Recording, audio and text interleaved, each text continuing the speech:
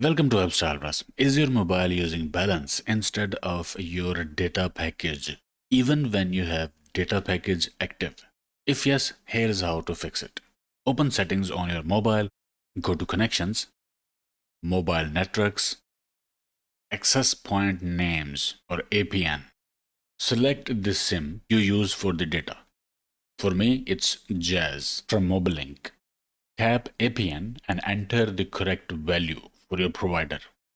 For Jazz, it is jazzconnect.mobilinkworld.com.